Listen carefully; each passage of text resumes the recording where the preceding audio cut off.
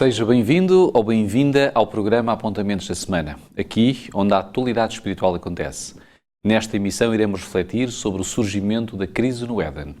A entropia é uma lei da física e da termodinâmica que mede o grau de desordem de um sistema e diz, simplificadamente, que um sistema entregue a si próprio tende a aumentar a sua desorganização até implodir. Este conceito é real e inevitável no planeta, a não ser que exista uma solução cosmológica. Se o século XX começou com um otimismo desmesurado acerca do futuro e do que os seres humanos podiam fazer para melhorar esse futuro, o século XXI perdeu certamente esse otimismo, e com razão. Como é que chegámos a esta situação? Para tentar compreender o início da primeira crise na Terra, contaremos uma vez mais com a preciosa ajuda e colaboração do Pastor Ilídio. Bem-vindo, Pastor Ilídio. Nós não podemos deixar de iniciar este programa realizando uma prece ao nosso Deus. Vamos então inclinar as nossas cabeças. Bondoso Deus e eterno Pai, é com a consciência da Tua presença neste lugar e nos lares das pessoas que nos assistem, nós gostaríamos de dar início a este programa. Suplicamos uma vez mais o auxílio do Teu Santo Espírito para que nos possa ajudar a compreender o início da crise no planeta Terra, assim como esta crise também nos interpela e a forma como podemos superá-la. Por isso te quero suplicar que Tu estejas presente nas palavras que o Pastor Ilídio vai neste momento transmitir, e assim como também a mim na condução da entrevista, para que possamos sair daqui edificados em Cristo Jesus. É no Teu nome que pedimos e agradecemos todas estas bênçãos. Amém, Senhor. Pastor Ilídio, sendo o céu um lugar de perfeição, assim como todo o cosmos, nós podemos verificar a existência de leis em qualquer sistema, seja no sistema biológico, físico, astrofísico, química, na área da química, moral, parte da sociologia. Será que é necessário as leis nestes sistemas? Ou se, por exemplo, nós implementássemos uma ordem amoral, o prefixo "ar" representa a negação dessa lei ou dessas leis, poderão produzir progresso? Será que podemos viver sem leis? Eu costumo dizer que já com leis sabe Deus. Imagine-se o que era esta terra, este mundo, sem leis. Portanto, era no mais simples, diremos assim, era qualquer coisa inimaginável. Qualquer coisa que não podemos apreender sequer. Tal era a catástrofe. Ora, mas o certo é que as leis humanas foram dadas e são criadas, em princípio, para o bem-estar dos humanos ou de um país em relação aos seus cidadãos. Embora nós não possamos, algumas não gostemos delas, porque gostamos mais de isto é tudo nosso, portanto, e vamos para onde nos levar o vento. Só que isso implicava uma anarquia de todo o tamanho, com resultados incalculáveis no aspecto negativo. Ora, nas coisas de Deus, obviamente que também tem que haver leis, assim como o universo obedece a leis, que o homem aos poucos vai descobrindo, assim, e não é por acaso que o universo é conhecido como, outra palavra, não é? Embora seja da língua grega, que é o tal cosmos. E esse cosmos não é mais do que harmonia. Por exemplo, às vezes passa-se por cima a nível filológico, nem sempre nos apercebemos, quando dizemos assim, aquela pessoa está suja. Nós dizemos suja, ou se quisermos uma coisa mais erudita, dizemos que aquela pessoa está imunda. E nos apercebemos que, usando este prefixo i e o radical mundo, o que é que o imundo tem a ver com uma pessoa suja? Se pensarmos bem, nós que não percebemos grande coisa na nossa área de saber da filologia, pronto, é assim porque é assim. Mas não, porque, e sabemos que não, porque mundo quer dizer harmonia, perfeição, cosmos. E ao estarmos imundos, estamos não mundo, logo não limpos, não harmónicos. Ou aquilo que as senhoras gostam, não é? Para se ficarem mais bonitas, não é? Além do que já são, os cosméticos, não é? O cosmos, a cosmética, e é daí que vem, para ficarem mais harmónicas, não é? Muito bem. Ora, portanto, se assim é, o homem, o ser humano, por si próprio, na construção das cidades, da sociedade, não podia ser de outra maneira, não é? E é por isso que eu disse de início, não é? Já com leis nos países, é o que nós podemos ver, infelizmente, e ouvir, não é? Nesta caixa global que é a internet ou o mundo visual e o áudio. Portanto, o que seria realmente sem lei. Portanto, era uma anarquia total, era de coisas inconcebíveis, não é assim? Ora, e Deus não é, se Deus não faz exceção, não é? Portanto, na sociedade humana também, de modo algum, podia fazer. Portanto, agora, como o homem tem na sua gênese qualquer coisa, como já vimos no programa anterior, que é o autor do mal, que é na ausência do bem, esta entidade que é a criatura quis ser igual ao seu Criador, por isso é que não se pode entender o mal. O que é o mal? E tentar explicá-lo, que não se consegue, é aderir a. Porque o mal é incompreensível, porque é exatamente esse livre-arbítrio que Deus nos concedeu, vamos chamar assim, de uma forma simples e até filosófica, se quisermos, esse livre-arbítrio que o homem tem de fazer o que quiser da sua vida, mas colhendo os frutos. É como os nossos filhos, não é? Ou então, no sentido geral, nós queremos... Há pessoas que querem fumar imenso, não é assim? Mas nunca contraíram nenhuma bronquite. Querem fumar imenso, mas ter um inverno bem passado. Querem fumar imenso, mas nunca ter tosse. Será isso possível? Tu quer dizer que o livre-arbítrio não nos torna imunes às leis? Permite-nos, sim, usá-las ou abandoná-las, mas temos que sofrer, ou melhor, arcar com as consequências dessa decisão. Estará então condicionado pela existência de leis. É evidente. Depois de declarar que tudo quanto tinha feito era muito bom, Deus foi mais além e abençoou a sua criação em 3 áreas específicas. Que bênçãos é que foram essas? Há aqui um pormenor que convinha chamar a atenção, talvez nós dizemos isso, talvez numa forma inconsciente. Se nós lemos o Gênesis, que é o início da criação, não é? Porque por vezes há pessoas que dizem, mas isso é tudo o livro do Gênesis, até a própria Igreja, não é? Diz que os Gênesis são mitos, sagas, folclores, não é? Ora, porquê? Porque não entendem o livro do Gênesis. Porque o livro do Gênesis tem 2 fases. Porque o livro do Gênesis ensina-nos mais a nível do texto do que nos informa a partir da realidade. E se não tivermos estas 2 premissas bem presentes na nossa existência, na nossa mente, não é? Então é mesmo um mito, uma saga, um folclore. Quem é que acredita que o homem foi feito, como está escrito lá, um boneco de barro, Deus sopra o fogo da vida e o homem torna-se um ser manifesto, um ser respirante. Aquilo é infantil demais para se acreditar, para que nós possamos crer em tudo aquilo, não é? Tanto, porque nós pensamos que a Bíblia nos ensina, que nos informa a partir da realidade que lá está, e não é assim. Mas ela nos ensina a partir do texto quem é realmente Deus, porque Deus é, ponto final. E preconiza uma dimensão de fé, sobretudo, não é? Porque Deus a racionalidade pode não alcançar, ou aceitar até, inclusive. Deus é, ponto final, é o quê? É, não é? É um verbo que não tem significação definida, mas é. E ficamos aqui, não é? Ora, o que nós vemos aqui, como dizia, no capítulo 2 do Gênesis, diz aqui que quando vai criar o homem, diz lá que não é bom que o homem esteja só. E passa à segunda fase, que é a fase da criação.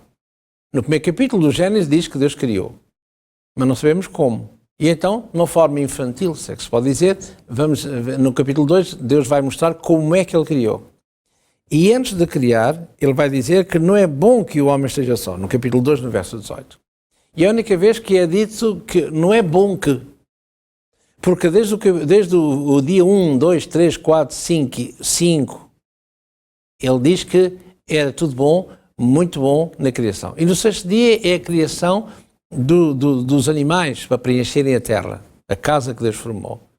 E preencher e fazer a obra-prima da criação, que é o ser humano. E é agora, no final da criação, e agora temos, recuando, não é? No capítulo 1, no 31, e é só no final do 6º dia, primeiro ele vai dizer, não é bom que o homem esteja só. Antes do término de sexta-feira, 6º dia. E no fim, no término do dia 6º, não é que ele vai dizer, recuando para o capítulo 1, verso 31, agora sim, como ele diz aqui, que eis que tudo era muito bom. E agora sim, foi a tarde e a manhã do dia 6º. Porque nenhum dia tem nome, como nós em português, não é? Há uma segunda-feira, uma terça-feira, abusivamente pôs-se o nome numa primeira-feira, que se chama domingo, mas isso é abusivo, que esse dia não tem nome, Dies Domini, ou Domini Die, portanto o dia Dominus Senhor, dia, não é? Mas não tem nada a ver, não se deve, não nos dá o direito de pôr esse dia, o dia do Senhor. É, como na Bíblia se conhece, é o primeiro dia da semana. Portanto, é um numeral mais um radical, não é? Exatamente. O primeiro dia da semana, como nós, segunda-feira, como não tem nome, feira, só o 7º dia é que tem um nome, que é Shabbat, que é um sábado. Portanto, é o único dia da semana que tem nome. Os outros é primeiro dia, segundo dia, não é? Isto na nossa linguagem portuguesa. Ora, como dizia, portanto, Deus vai mostrar-nos como Ele é o Deus Criador, conhecendo e usando este primeiro capítulo e o segundo capítulo do livro do Gênesis. É assim que Ele fez e é assim que nós temos que crer. Mas podemos usar o nosso livre-arbítrio. Crer ou não crer. Os movimentos ecologistas, e recentemente na Cimeira do Clima em Paris, a COP21, que aconteceu no ano anterior, em 2015, em dezembro, falavam em guardar o planeta e honrar o Criador, cuidar da nossa casa. Será que nós podemos verdadeiramente honrar o Criador sem considerar o dia que Ele estabeleceu como dia de descanso? Ainda que possamos ter uma consciência ecológica, sem dúvida que sim. Aí há várias vertentes que podíamos explanar imenso, não é? Que o tempo não nos permite. Hoje em dia, infelizmente, felizmente, que pessoas se preocupam com a família. Independentemente que se fala em casamentos vários, em seres iguais, merecem o nosso respeito, com certeza. Não é uma questão bíblica, mas os nossos olhos veem na sociedade em que estamos envolvidos e inseridos. Mas vê-se que há pessoas que defendem a sociedade, mas esquecem-se de um valor. É que a sociedade humana começa no Éden. Com Deus, Éden. Mas há outro valor que também começa do Éden, que é o 7º, a semana. E o 7º dia da semana em particular, o Shabbat. E curiosamente, esse dia é colocado no esquecimento total, e só a semana é que é reivindicada, a família é reivindicada como tal. O que é um bocadinho assim, não é muito justo. Por outro lado, para salvar o planeta. Se eu fosse aderente, ou, como direi, filiado numa agência, se quisermos, de ecologia, em Portugal, seja a Giota, seja a Quercus, ou seja a Greenpeace, não é? Se eu lesse a palavra de Deus, e vemos aqui um texto que é escrito no ano 100 da nossa era, já tem umas boas centenas de anos em cima, não é? E eu, como historiador, falo, porque agora tudo aquilo que é deserto, nós na história chamamos um terreno ermo, deserto. E este ermamento aqui, que era não só na Idade Média, quanto mais nesta Baixa Idade Média, que nós vemos aqui no ano 100 da nossa era, o Apocalipse, que é escrito por João na ilha de Patmos, cerca do ano 90 da nossa era, e ele vai dizer aqui uma coisa interessante. Ele diz aqui, no capítulo 11,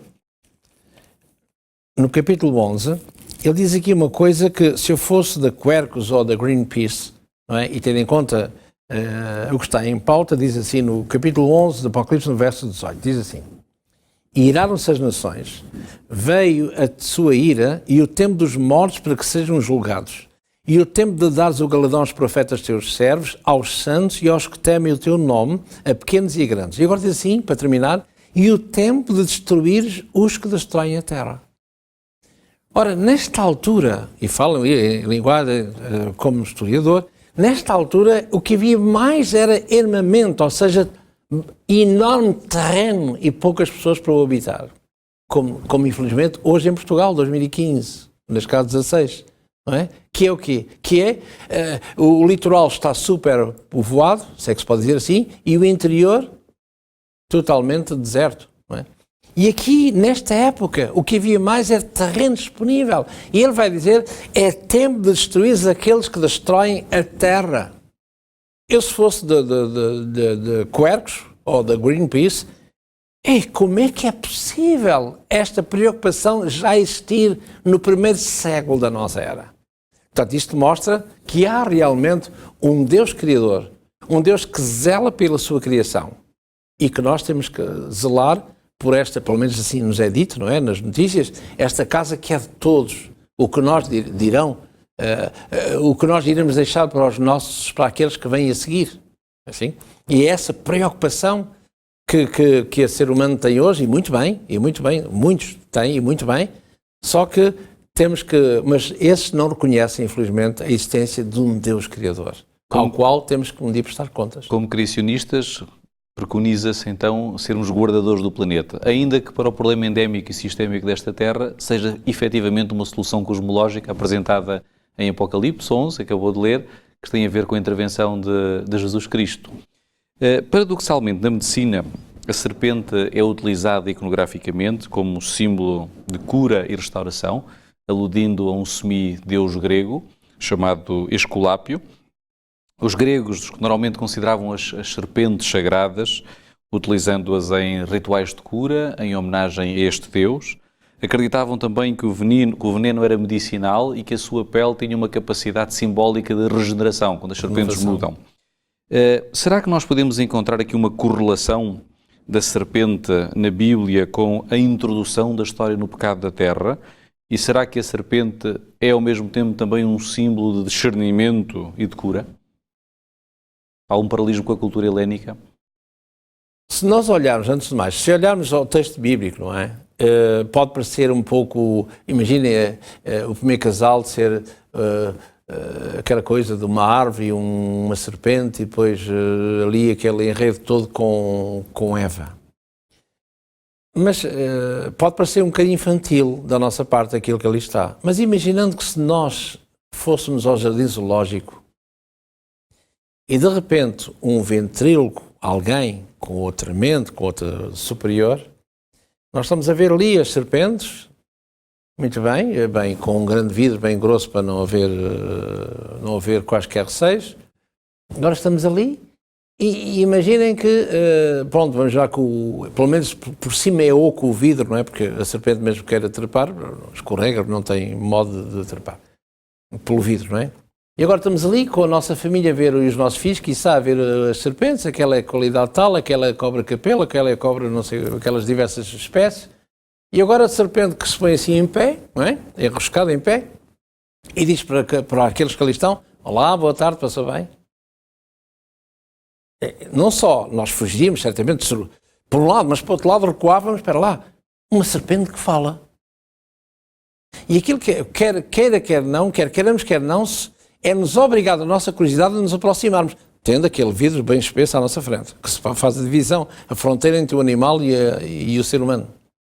Uma serpente que fala, e agora não é tão abstruso como isso, agora vamos ouvir o que é que ela diz. Não é que imita, mas que fala. Ou alguém fala por ela, tipo ventríloco. E há este diálogo que nós encontramos ali, no capítulo 3 do Gênesis, com esta mulher. Ou o primeiro fenómeno de mediunidade, talvez. Exatamente, porque as serpentes não falam. Mas se eles falam ou não, não falam. Nós nem sequer... Mas espera lá, estou a falar com uma serpente, mas como é que é isso, não é? Nem sequer, não é? A coisa é tão interessante, tão fora do comum, não é?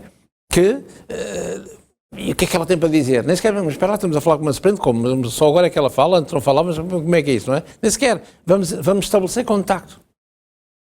E agora o contacto que vem dali é Deus.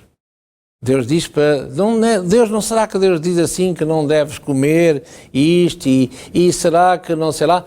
Olha bem, não será... Olha para mim. Já viste uma serpente falar? Não. Olha, eu falo. Mais, já viste, esta voz que tu ouviste, que não sei quem é, esta voz que tu ouviste, diz que não deves comer. Não é? Olha, eu estou a comer diante de ti e vê lá, não falava e agora falo. Já viste o poder que tem? Quiçá esse Deus, que tu chamas Deus, quiçá Ele não quer que tu comas para não seres igual a Ele, que já viste. Mas eu vou dizer-te, se eu falo, tu então serás como Ele não quer concorrentes. Ora, vê lá. Quem é que resiste a uma coisa destas? Quem? Uma experiência agnóstica que estava a ser proposta. Não é? E vemos aqui esta mediunidade que começa aqui. E não é por acaso que Jesus, mais tarde, no Evangelho de João, no capítulo 8 e no verso 44 em particular, Jesus, ao mencionar e ao recordar este caso, não é? E reparem, se isto fosse um mito, Jesus não ia recorrer a mitos para dar um ensino, onde ele diz, no João, no capítulo 8, verso 44, fala aos judeus, vós tendes por pai o diabo, que quereis fazer os desejos do vosso pai. Ele foi homicida desde o princípio. Ele não se firmou na verdade porque não é verdade nele. Porque ele profere mentira, porque ele disse a ela, a Eva, vós não morrereis. Ele disse que se comeres morrereis, mas não morrereis. Assim como eu falo, transitei do animal à fala, do mutismo à fala, portanto vós transitareis para Deus e não morrereis. Que a serpente continua a dizer hoje, através da teoria de imortalidade da alma, que não morreremos. Não morremos. A tal lei, como dissemos no programa inicial, a lei dos contrários. Se há o belo, há o feio, não é? Se há o justo, se há o injusto, se há o calor, se há o frio, pois bem, se há a vida, terá que haver a morte. Mas a morte não pode ficar por ali, senão o mundo termina de vez. Portanto, o contrário não pode ser anulado pelo seu contrário, mas sim a continuidade. É o que diz a filosofia. Então a morte tem que engendrar a vida. Como? Através da carne? Não. Tem que haver através de uma centelha que fica guardada em algum sítio. Se na cultura secular a serpente não tem uma conotação, ou tem uma conotação de bem, de cura, de restauração, e na cultura bíblica já vimos que não, por que razão é que Moisés levantou uma serpente no deserto? Porque assim como a serpente é o símbolo do mal, não é assim? Como a serpente é o símbolo do mal, vemos isso em Números, no capítulo 21 e no verso 5 ao verso 9, onde eles insurgiram-se contra Deus e Deus vai enviar essas serpentes ardentes picar para serem condenados à morte. Foi o que aconteceu. E Deus disse, levanta essa serpente numa cruz. Para quê? Para que temos o símbolo do pecado e o símbolo da salvação. Porque todo aquele que olhar, diz o texto, viverá. Mas tipologicamente Jesus fez pecado por nós ou não? Nesse sentido? Pelo menos é o que diz, se nós lermos o grande teólogo, que não é o meu caso, nem pensar, mas o grande teólogo apóstolo São Paulo, ele tem esta teologia acerca, penso eu que responde à pergunta que formulou, quando ele diz aqui na segunda carta aos Coríntios, no capítulo 5 e no verso 21, ele diz assim, aquele que não conheceu pecado, e mesmo o autor da carta aos Hebreus, que é o mesmo Paulo, aquele que não conheceu o pecado, o fez pecado, e o verbo é o fez pecado, é o verbo poieu, ele tornou-se pecado por nós, sem pecado, para que nele, eu e o Sr. Pastor, nele Jesus, fôssemos feitos justiça de Deus. Tal é o valor que nós temos perante Deus, que a divindade vem a esta terra, neste invólucro humano, para que viva, vou dizer assim, para não dizer, morra a morte eterna que nós estamos condenados, para que nós vivêssemos a vida eterna que está nele. Isto é qualquer coisa que nos transcende, é um facto. Não é? Mas Deus, Cristo vai fazer-se, como o autor da carta aos Hebreus nos diz claramente, no capítulo 2, Cristo vai viver, vai assumir a plenitude humana, para que ele possa ser de pleno direito o meu e o seu exemplo. O meu e o seu substituto. Porque se ele viesse como Deus, não era válido, não é? Satanás diria, ele é Deus, não posso nada com ele. Tem que vir como homem, e é isso que aconteceu. A experiência agnóstica proposta pela serpente foi uma experiência altamente destrutiva. Afinal, eles não conheceram limites. Aliás, os limites que surgiram foram extremamente destrutivos. Exatamente. Infelizmente chegamos ao final. Este assunto daria para ser trabalhado durante mais umas horinhas, diria até eu, mas o nosso tempo está condicionado. Obrigado, Pastor Ilídio. Embora estejamos muito longe do Éden e da criação original, ainda há muita coisa na criação que nos fala da bondade de Deus.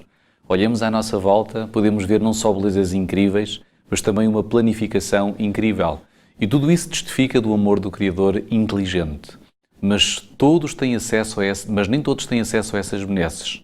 Há inundações, fomes, pestes e guerra. Isto é obviamente um testemunho de quão profundamente danificado ficou o nosso mundo por causa do pecado. Mas se pudermos por um momento deixar de lado os danos causados na criação e ver apenas a criação em si mesma, uau! Que poderoso testemunho do amor de Deus! Só temos de nos lembrar, a esperança da redenção não está na criação em si mesma, mas no seu Criador. Na próxima semana refletiremos sobre a rebelião global no contexto dos patriarcas. Esperamos por si no próximo encontro. Até lá.